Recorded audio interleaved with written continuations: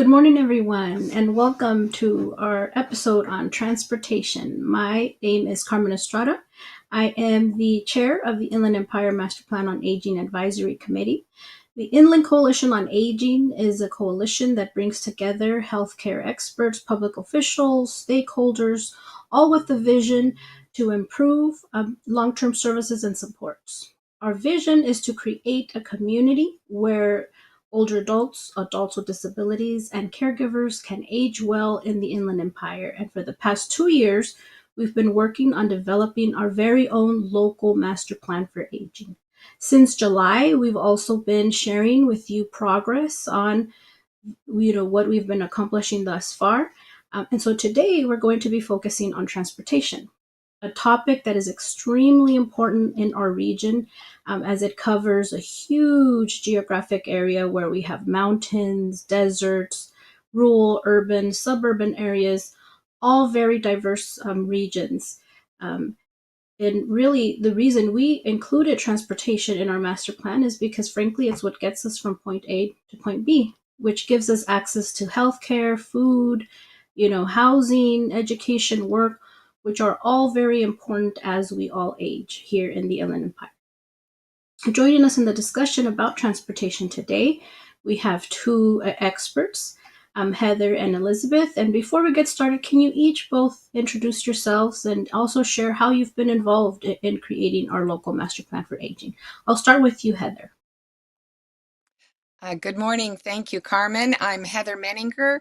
I'm a consultant with IE-MPA Transit Planning, and we've had the wonderful good fortune of representing the San Bernardino County Transportation Authority, the County Transportation Commission, in its role in supporting the Inland Empire Master Plan process, and I've been the chair of the transportation group over this last sort of 6-month period.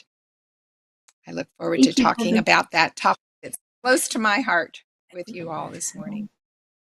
Thank you, Heather, for joining us. Elizabeth, can you introduce yourself? Hi, I'm Elizabeth Vogamel, and for the last 2 years, I've been supporting the Inland Coalition on Aging and developing their master plan for aging. And I helped conduct the needs assessment and also supported the various working groups that we've been working with the last couple months. Nice. Thank you both for joining us. So the first question is for you, Heather. Um, the Inland Empire is really diverse geographically. Can you maybe share a little bit about the similarities and differences between both regions?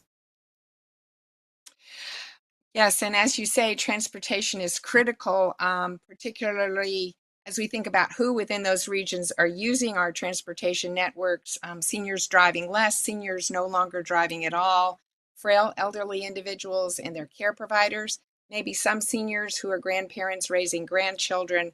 We have a whole mix of types of trips that need to be taken and places to go, as you say, Carmen.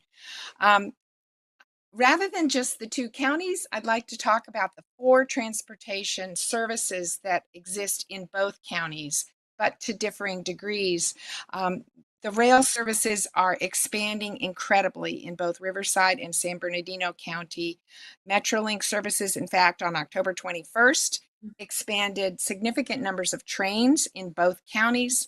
Riverside has fewer trains. I was just checking the numbers. I think 10 on the Riverside line and 14 on the Paris Valley line, which contrasts pretty sharply with the Metrolink service in San Bernardino. 46 on the new Arrow line out to Redlands, 32 coming in daily from San Bernardino on weekdays. So we have a robust rail system that can take people all kinds of places in our vast region. The fixed route buses in both counties are also extensive and, of course, go where trains cannot. And Omnitrans and VVTA are the larger ones in San Bernardino County, RTA and Sunline in Riverside County. These networks we'll talk a little bit more about because they are more flexible, of course.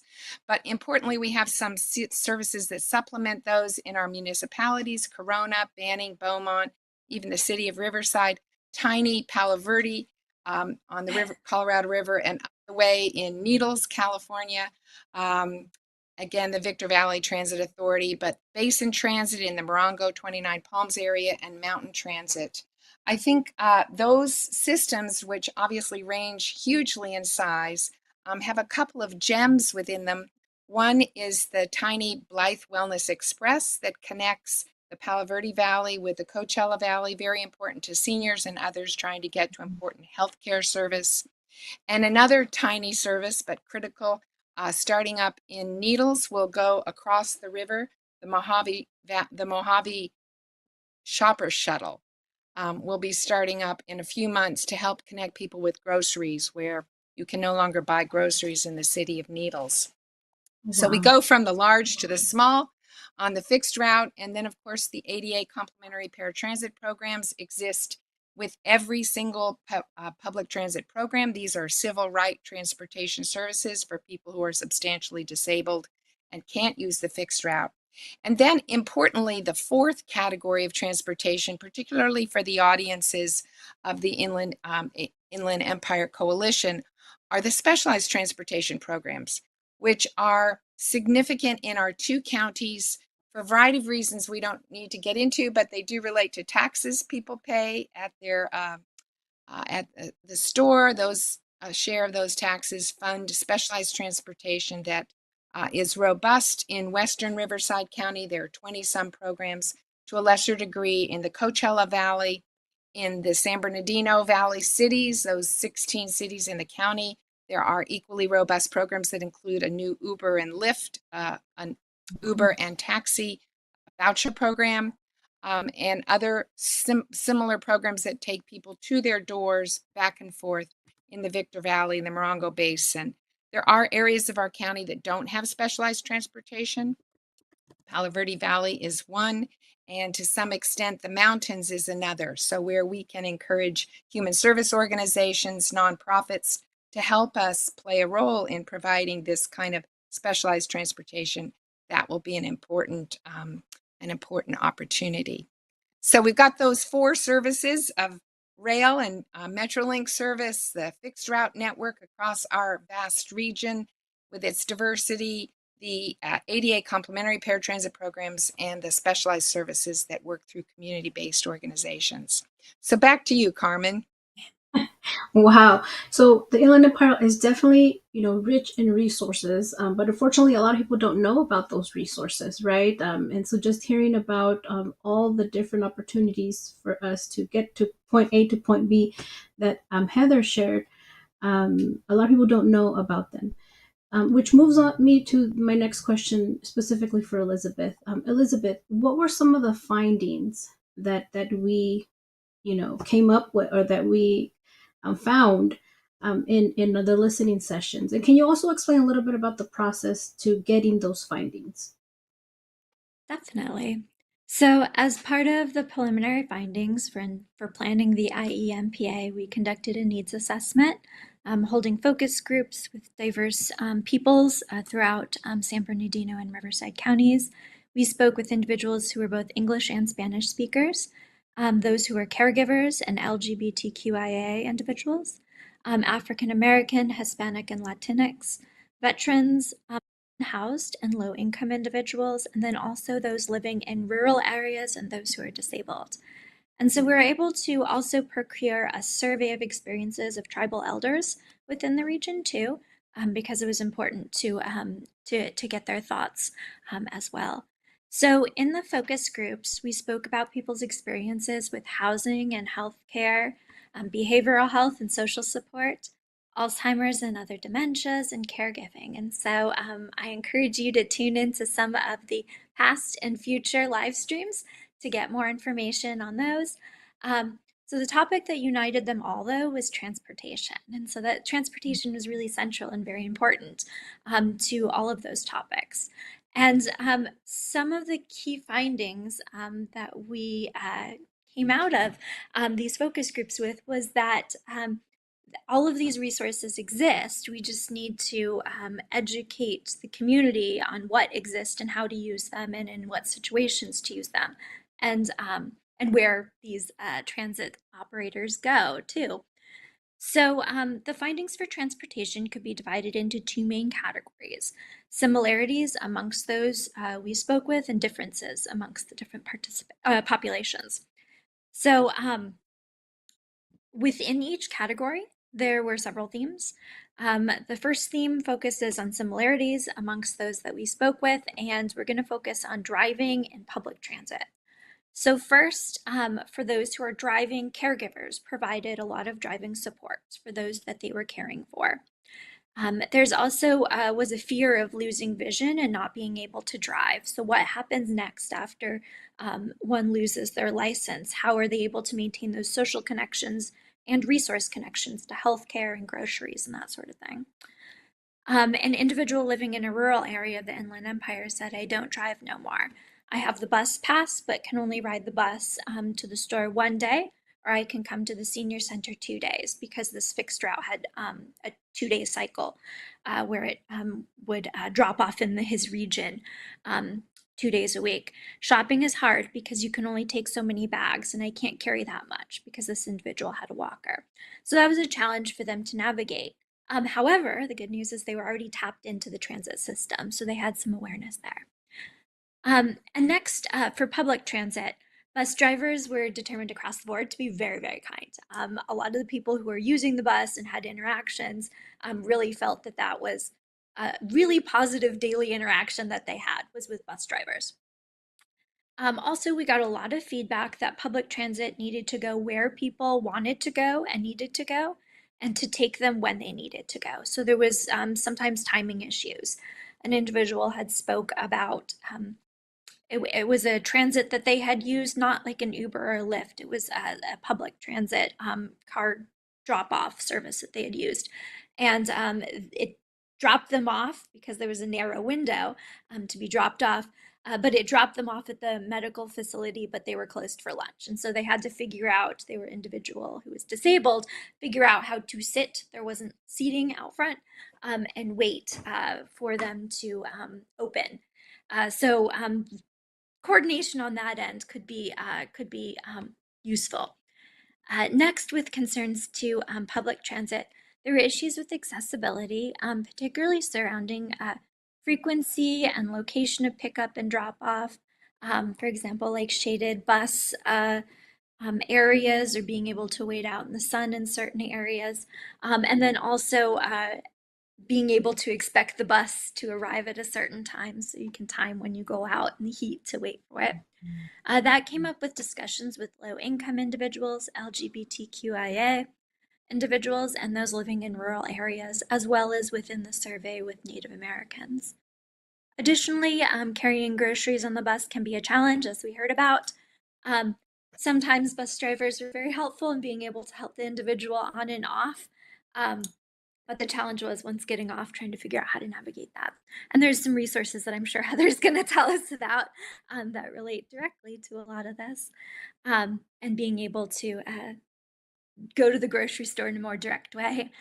Additionally, when we're thinking about medical transit, insurance sometimes covered transportation to access medical experiences at medical offices. However, when one had to pick up prescriptions or attend physical therapy or other ancillary medical needs, they weren't always able to use that medical transit. And so that was a challenge, and that also overlaps with our discussion related to healthcare. And then there's also a lack of information about specifically what's covered for medical transit. And so educating people in that way can be helpful. And then dial a ride for some individuals could be challenging, specifically with concerns to timing of pickup and no-shows, late pickups, restricted or limited places in which the dial a ride can drive to. This was an issue for English-speaking caregivers and low-income individuals, and Native Americans unhoused and those living in rural communities. So those are some of our key needs assessment findings that have informed how we're moving forward with the master plan for aging. So I'm going to hand it back over to Carmen. Thanks, Elizabeth. And so a lot of those findings, are very unique and specific to caregivers, older adults, and adults with disabilities. the different challenges they face, that sometimes maybe we don't consider, right?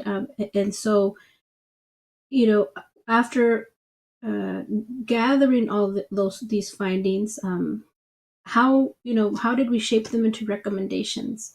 Can you share about the recommendations that were created as a result of the findings? Now, just keeping in mind that we're not going to be able to focus on every finding, right?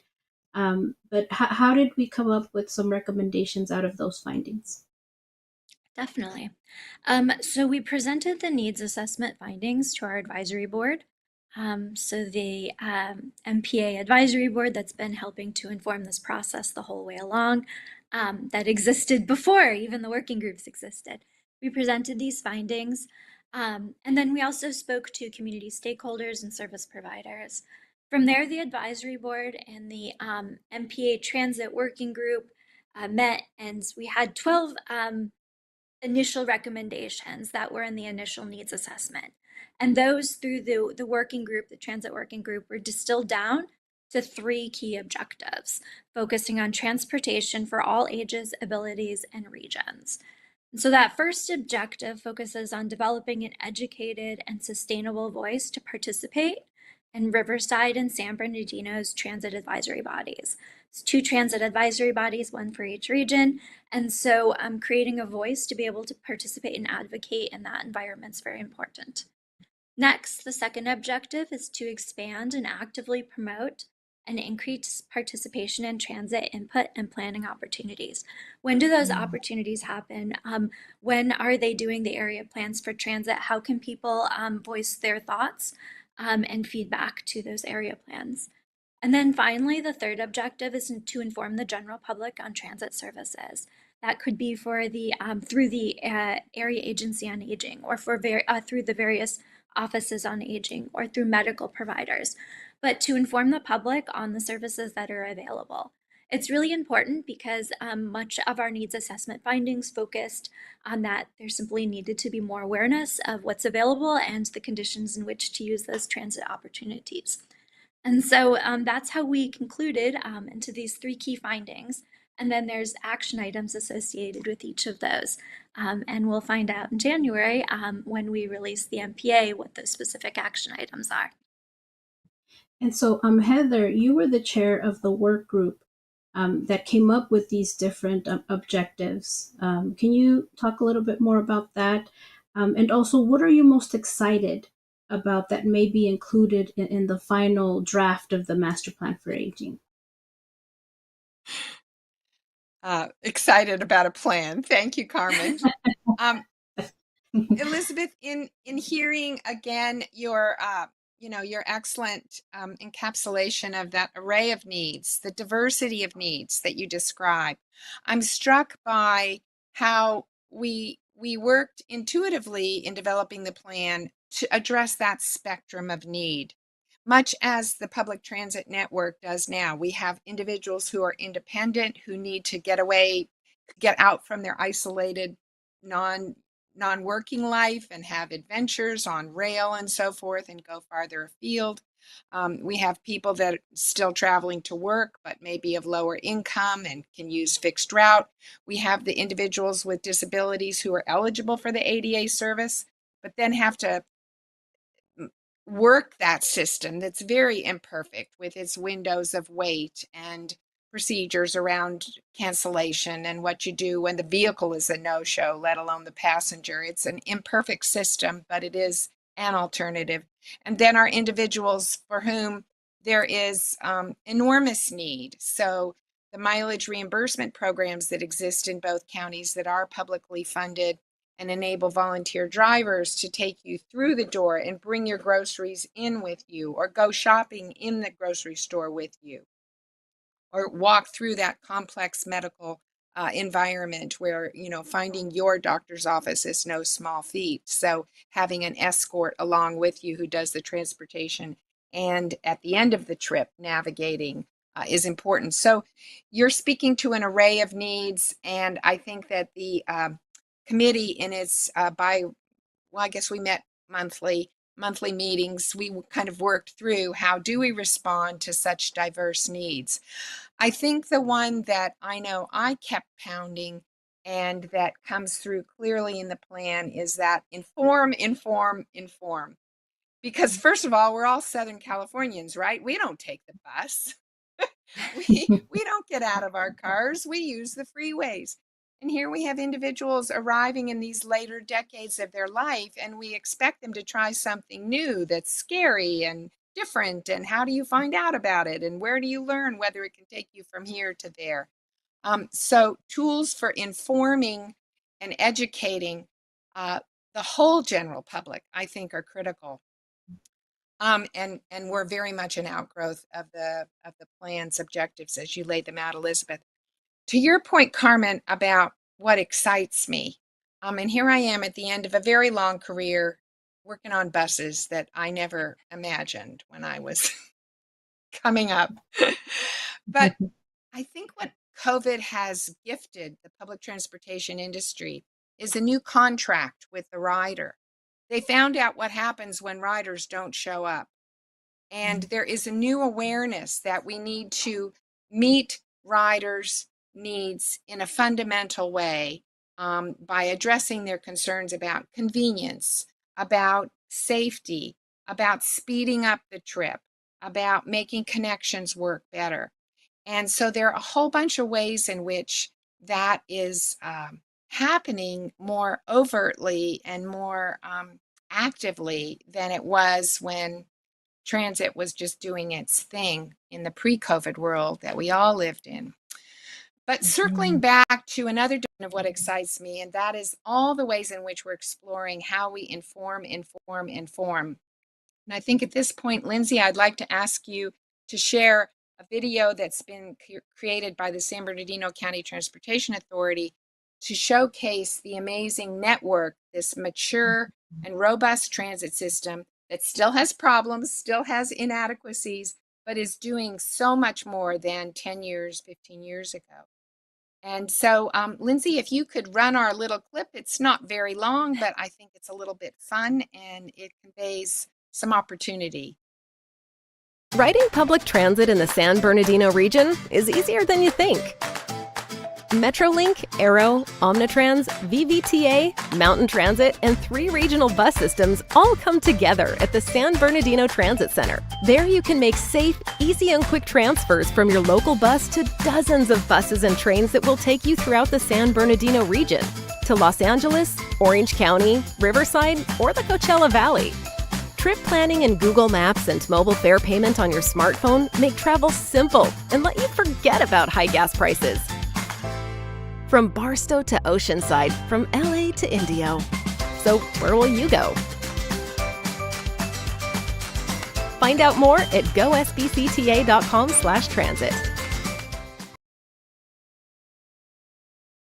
Thank Wow. you. So that gives just a taste for how transit could be fun. And just kind of, Carmen, in closing this little piece, I wanted to say that yes, transportation is a support service to all those other very important kinds of needs that the coalition's been working to address. It's just a support network, but it helps meet those needs by connecting people who aren't driving or driving less. It also represents an opportunity, which is what this little video begins to suggest. What else can we do? Where else can we go? And thirdly, importantly, it helps the environment, and we all need to work on that. So every time we can get out of our car, onto a bus, a train, a van, and share the ride with someone else, it helps. And with that, and a plug for free transit on Election Day, which I forgot, across our region and in much of the nation, there's free public transit to the polls for those that haven't yet voted. You can take the bus to the polls. Thank you, Heather. Definitely a very fun video to watch. And also it highlights all the opportunities, like you said, of how to get to point A, from point A to point B. And so one of the main things I think that we've seen across all the different domains in creating this master plan on aging is that there are resources, many resources available in our region, but we need to do a better job at informing the public of what they are. Another component, though, for the transportation domain was community feedback, right? A lot of the findings that Elizabeth highlighted were very specific to specific needs of, like I mentioned earlier, caregivers, adults with disability, and older adults. But those need to be communicated, right, to the different transit agencies so that changes can be made. Are there any current opportunities, Heather, for the community to provide feedback on transportation needs? Well, yes, and there are two right now in the two counties.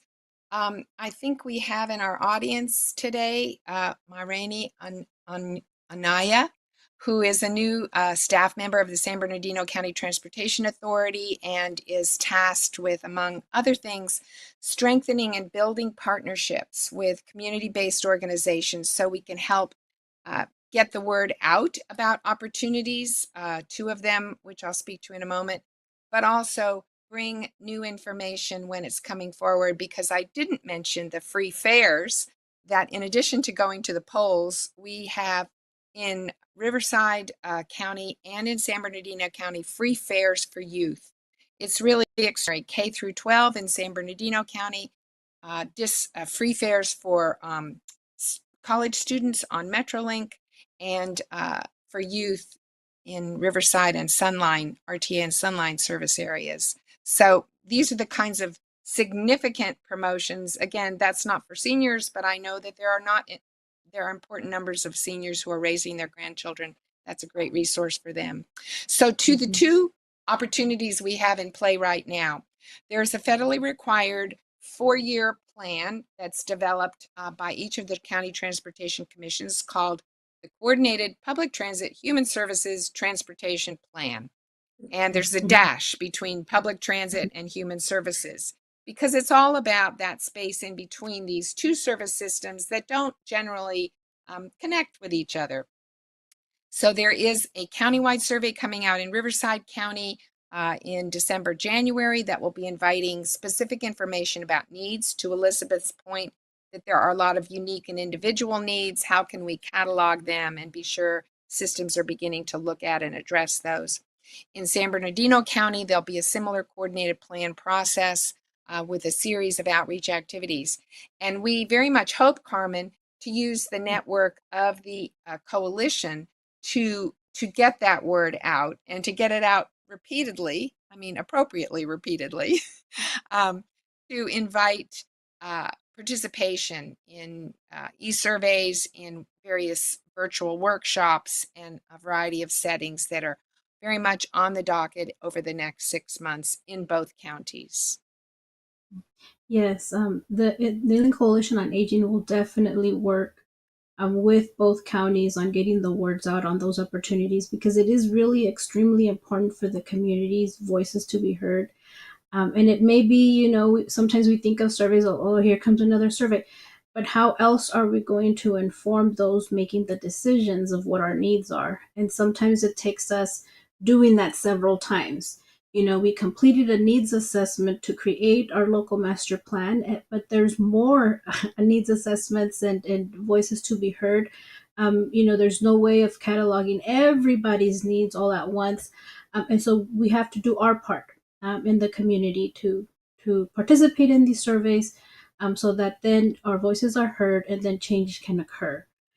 So thank you, Heather, and thank you, Elizabeth, both for joining us today. Once again, we bring you this topic of transportation. We're continuing to work on developing our Inland Empire Master Plan on Aging.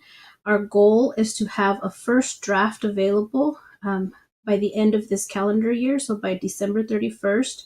And then we hope to go out into the community and get more feedback from all of you, which is extremely important, from the months of January to March, so that we can put together a final plan that we hope to unveil in June of 2025.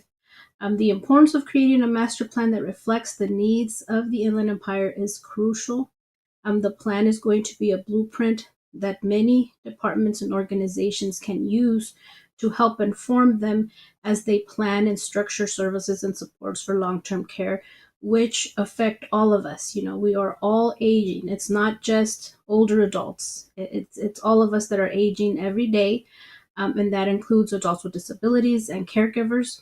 So please stay in the loop and stay informed.